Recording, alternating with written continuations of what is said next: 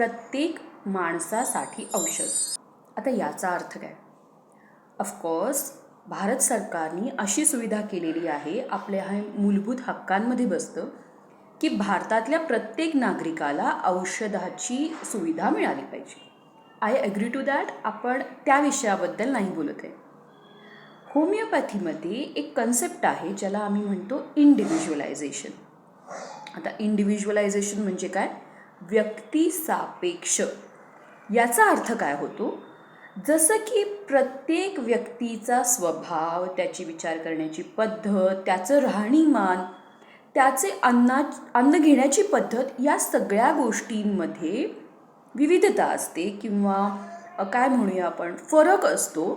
त्यानुसार आजारांना ती व्यक्ती कशी रिॲक्ट करते याच्यामध्येही फरक असतो. समजतंय का बघा?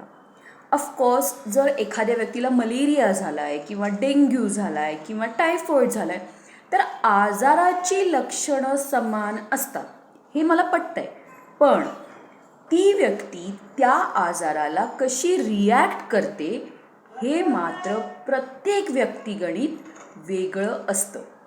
जर हे असं वेगळं असेल तर फक्त आजाराच्या नावानुसार आपण औषध कसं देऊ शकतो?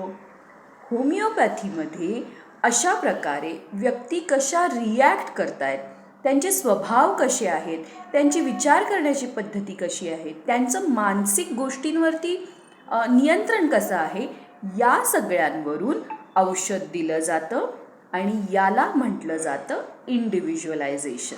आता कळालं?